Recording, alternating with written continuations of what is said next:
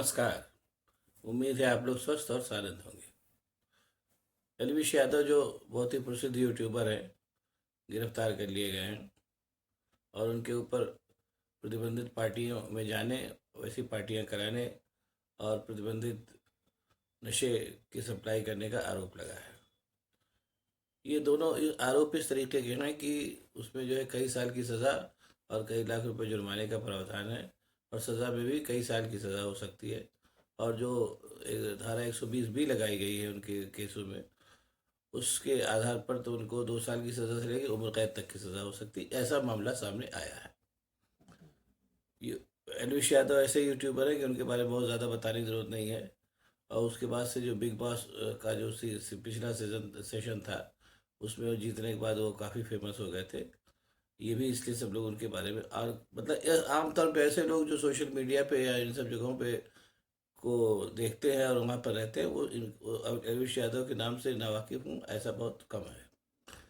ये कुल मिला के कहानी है। अब ये कहानी को और आगे बढ़ाने के पहले कुछ चीज़ों पे ध्यान रखना पड़ेगा, उसके बाद कहानी की विवेचना करेंगे तो फायदा तो बेहतर रहेगा। पहली चीज़ तो ये है कि कहानी इस समय इस तरीके की कहानियों में एक जो फैक्टर बहुत आम तौर पे इस पे ध्यान नहीं जाता है और ध्यान जाता है अदालत के फैसले के बाद ही। वो फैक्टर ये कि इन कहानियों में जो शामिल लोग होते हैं, चाहे वो पुलिस हो, चाहे वो कोई हो, चाहे वो नारकोटिक्स डिपार्टमेंट के ऐसे लोग हों जो विवेचना करते हैं, इसमें इस बात की आशंका ज़्यादा रहती है कि कहीं ना कहीं उनका भी हित इन्वॉल्व रहता है। उनको क्लीन चिट शुरुआत में नहीं दी जा सकती जब तक अंतिम फैसला ना आ जाए, अदालत का फैसला ना आ जाए। ऐसा ही शाहरुख खान के लड़के आर्यन के मामले में हो चुका है, जो शायद आप में जो लोग इस वीडियो को देख रहे हैं उनमें से बहुतों को शायद याद होगा। और उसके बाद ये भी पता चला कि उसको फंसाने के लिए कई पुलिस अफसर और कई वो नारकोटिक्स वगैरह के अफसर भी इन्वॉल्व थे। ये भी बात सामने आ चुकी है। अब आइए किस्से की शुरुआत करते हैं। इसमें कोई शक नहीं कि एलवीश यादव एक प्रसिद्ध यूट्यूबर है। आजकल यूट्यूब जो है वो नए लड़कों की कमाई का एक अच्छा खासा साधन बनता जा रहा है। उसका कारण सिर्फ इतना है, यूट्यूब में विचारों की कदर है। अगर आपके पास विचार है या कुछ नया आइडिया है तो आप अपना यूट्यूब बना सकते हैं। उसके लिए आपको कोई बहुत ज़्यादा पूंजी लगाने की ज़रूरत नहीं है। आपको केवल नेट, थोड़ा सा टेक्नो savvy होना चाहिए, और नेट तो खैर आजकल तो सब अवेलेबल ही है। इस बिना पूंजी के सौदे को, ये जो चूंकि बिना पूंजी का व्यवसाय है, इसको व्यवसाय ही कहिए एक तरीके से, वो लड़कों में काफ़ी तेज़ी से प्रसिद्ध हो रहा है। और उसकी प्रसिद्धि के पीछे एक कारण ये भी है कि इस व्यवसाय को लेकर के जैसा हिंदुस्तान की चलन है, बहुत सी ज़्यादा क्या नाम है अफवाहें भी फैल गई हैं कि यूट्यूब की बेहिसाब आमदनी के बारे में। इन सब चीज़ों को भी लोग ऐसा फैला हुआ है। ऐसा नहीं है कि यूट्यूब से आमदनी कम है, काफ़ी आमदनी है, लेकिन उतनी भी आमदनी नहीं है जितना फैलाया जाता है। ये तो ये फैक्टर काम करता है। इसलिए जो नए नए लड़के हैं वो इस व्यवसाय की ओर तेजी से आकर्षित हो रहे हैं। और जाहिर सी बात है कि कई बार इस व्यवसाय को और तेजी से बढ़ाने के लिए वो कई काम ऐसे भी कर देते हैं जो उनको नहीं करने चाहिए। ये भी फैक्ट है। लेकिन बहरहाल इस मामले में ऐसा नहीं है।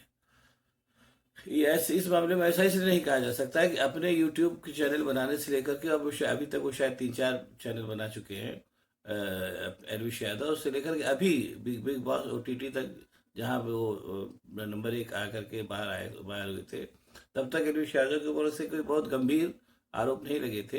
एक आध बार मारपीट का आरोप लगा था। और उसके हाँ, एक बात है कि एलवीश यादव ने अपने यूट्यूब को प्रसिद्ध करने के लिए जो चलन है आजकल, उसका इस्तेमाल किया था। हिंदू मुस्लिम वगैरह ये सब उन्होंने भी किया था।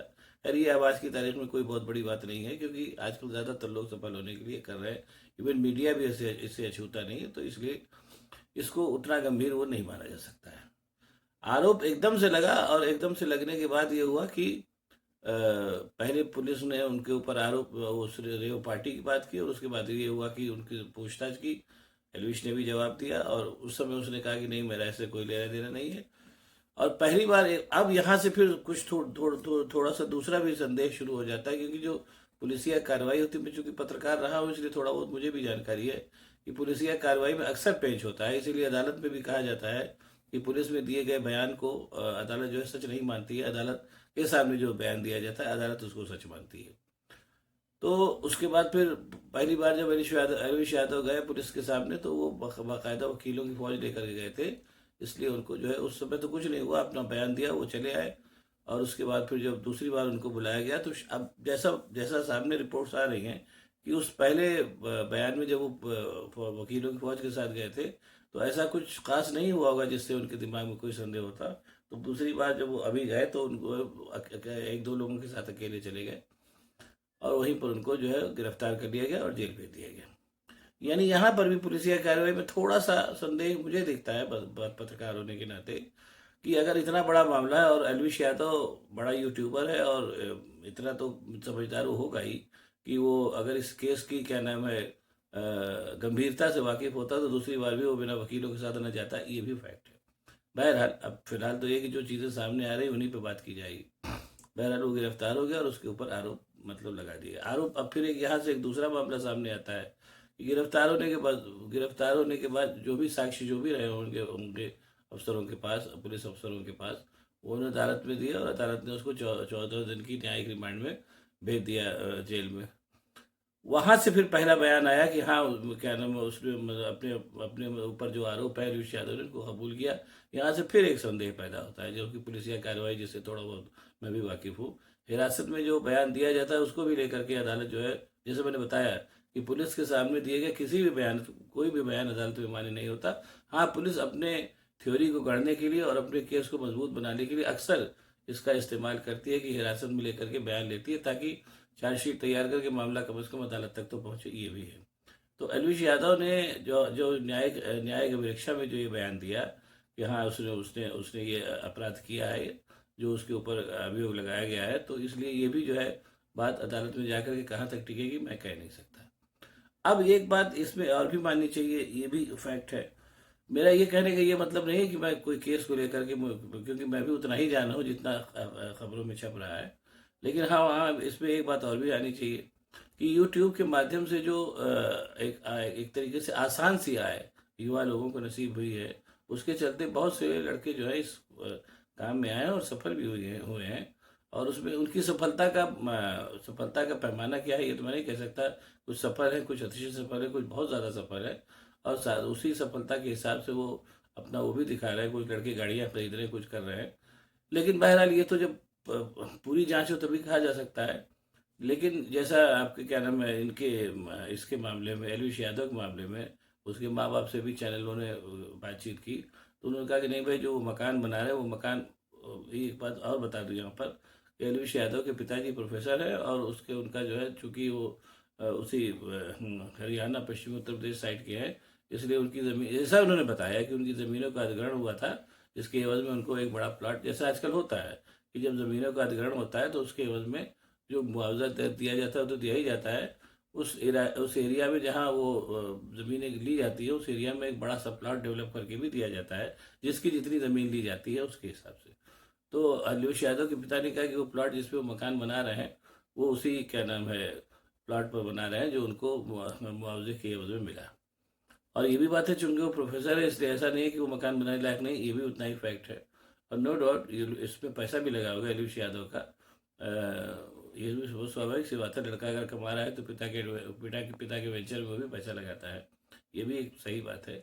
लेकिन ये कहना कि वो मकान पूरी तरीके से एलविश यादव की कमाई से ही बन रहा है, जब तक जांच पूरी ना हो जाए तब तक नहीं कहा जा सकता, जैसी कि बातें धड़ल्ले से कही जा रही हैं। और बाकी उन्होंने ये भी कहा कि उनके लड़के के पास कुल मिला के 2 कार है, और ऐसा ऐसा कोई कारो जखीरा वगैरह नहीं है जैसा बताया जा रहा है। तो अब अगर अगर अगर रिपोर्ट्स पर अमल करें तो फिर एलविश यादव के माँ बाप की बात पर क्यों ना अमल करें, जब तक, क्योंकि हमारे चीज़ों को जानने का नज़रिया तो रिपोर्ट से ही है। अगर रिपोर्ट ये भी कह रही है कि उसके पास कई कारें हैं तो रिपोर्ट ये भी कह रही है उसके माँ बाप की तरफ से कि उसके पास कुल 2 कार है। और एलविश यादव जिस तरीके का सफल यूट्यूबर और व्यवसायी है, उसमें अगर वो 2 कार मेंटेन कर रहा है तो ये कोई बड़ी बात नहीं है। हाँ, लेकिन एक साथ साथ ये भी है कि यूट्यूब के माध्यम से जो बहुत ही अथाह तो नहीं कहेंगे, बड़ी धनराशि लड़कों को मिल रही है, उसमें इतना तो साबित है कि वो समाज के उस वर्ग में बहुत आसानी से पहुंच जा रहे हैं जिस वर्ग में ये रेप पार्टियां और ये सांपों का नशा, ये सब बहुत ही कॉमन सी चीज़ें, वो न पकड़े जाए वो एक अलग बात है। लेकिन ये कि ये रेप पार्टियां और उसमें प्रतिबंधित ड्रग्स की सप्लाई, ये सब बहुत ही कॉमन सी चीज़ें हैं, वो एक अलग, वो भी सब दुनिया भी जान रही है जो उसको जानने वाले हैं। इसलिए ये कहना कि वो कोई उसने अनोखा काम किया, ऐसा कुछ नहीं है। अनोखा काम ये हुआ कि वो चूंकि प्रसिद्ध यूट्यूबर है इसे और पकड़ गया वो। और दूसरी चीज़ ये भी है कि वो, जो कि उन्होंने बताया ना कि उसने शुरू में ही हिंदू मुस्लिम इस सब चीज़ों पे बनाया था, तो उसके चलते जो अभी हरियाणा के पुराने मुख्यमंत्री थे खट्टर, वो भी उसकी सभा में पहुंचे थे। बहुत बड़ा मीटअप हुआ था जिसमें तमाम लाखों की संख्या में लोग आए थे। ये सभी वो सब इस तरीके का मीटअप वगैरह भी कहीं ना कहीं ये भी बताता है कि उसकी कुछ हो सकता है राजनीतिक महत्वाकांक्षाएं भी रही हों। अगर हो भी है तो कोई बात नहीं है, लेकिन जो पूरा का पूरा मामला है उसमें मैं यही कहना चाहूँगा आप सब लोगों से भी, और मेरा भी यही मानना है कि ये इस तरीके के चूंकि मामले हो चुके हैं कि ऐसे प्रसिद्ध लोगों को धन के लिए या उनकी छवि को नष्ट करने के लिए फंसाया भी जाता है। इसलिए ये भी हो सकता है कि जो ने दोनों पक्ष की बात की, चूंकि इस तरीके के लड़के जो अथाह धनराशि पा जाते हैं, उम्र कम होती है उनकी, और रेव पार्टी वगैरह में भी जाने लगते हैं, ये सब भी होता है। लेकिन ऐसा नहीं है कि रेव पार्टियां कोई बड़ी अनोखी चीज़ है, ये भी बड़ी कॉमन सी चीज़ है। बड़े इलाकों में, बंगलौर में और दिल्ली गुड़गांव वगैरह से बड़ी कॉमन सी चीज़ है। ऐसा नहीं कि ये कोई बहुत ही अनोखी चीज़ है। ऐसे में अगर वो लड़के भी सब जाते ही ऐसी पार्टी वगैरह में, ये भी सच है कि वो ऐसी पार्टी में गया हो, पकड़ा गया हो, ये सब बातें हैं। लेकिन कुल मिलाकर के यही कहना इस पूरे मामले में उचित होगा कि जब तक अदालत का फैसला ना आ जाए तब तक अगर इस क्या नाम है ये अलविश यादव के मामले को मीडिया ट्रायल न बनाया जाए तभी अच्छा है। इतना तो हमें अभी अपनी न्यायिक संस्था पे भरोसा होना ही चाहिए कि अगर उसने सच में जो वो सारे काम किए हैं जैसे आरोप उसके ऊपर लगे हैं तो वो पक्का दंडित होगा। लेकिन अगर नहीं लगे हैं तो वो दंडित नहीं होगा। लेकिन मीडिया ट्रायल के चलते फिर उसका पूरा पूरा साम्राज्य ढह जाएगा जो उस लड़के ने इतनी मेहनत से खड़ा किया है। इसका ध्यान रखना चाहिए। बाकी धीरज रखिए, अदालत का फैसला आ दीजिए। ऐसी भी क्या जल्दी है जानने की पड़ी है कि अलविश यादव ने सांप का जहर सप्लाई किया या नहीं। अब आपको अगर ये वीडियो पसंद आया तो इसको शेयर करिए, साथ ही साथ मेरे चैनल को सब्सक्राइब करिए ताकि मैं आपको और भी ऐसी बातें बताता रह सकूँ। बहुत बहुत धन्यवाद। और अभी एक चीज़ के लिए मुझे माफ़ी भी दीजिएगा कि मैं थोड़ा सा मैं घूमने फिरने का आदी हूँ, कुछ काम भी रहता है इसलिए बीच बीच में चला जाता हूँ। और एक चीज़ और मैं पहले भी बता चुका हूँ, आज भी आप लोगों को बता रहा हूँ, ये जो मेरा चैनल है इसमें आप प्लेलिस्ट पे जाइएगा तो आपको अवध का जो है पॉलिटिकल हिस्ट्री देखने को मिलेगी। मेरे चैनल को देखने वाले जो लोग पुराने अवध के इलाके के हों उनसे मेरी फिर गुजारिश है कि प्लेलिस्ट पे जाके उस अवध की पॉलिटिकल हिस्ट्री को ज़रूर देखें। आपको मज़ा भी आएगा और अच्छा भी लगेगा। और अपने क्षेत्र की अगर आपको पॉलिटिकल जानकारी रहेगी, इतिहास की जानकारी रहेगी तो वो भी एक अच्छी बात होनी चाहिए। बहुत बहुत धन्यवाद, नमस्कार। मैं तो पिछले चैनल पे भी यही क्या कहूँ कि मुझे 1000 जन्म मिले पिता बनने के लिए, तो मैं ऐसा ही बेटा चाहूँ जैसा मेरा है, क्योंकि मुझे फक्र महसूस कराया है हमेशा उसने, हमारा सिर ऊंचा कराया, और इस चीज के लिए हम सिर झुकाएंगे भी नहीं क्योंकि हमारा लड़का बेकसूर है।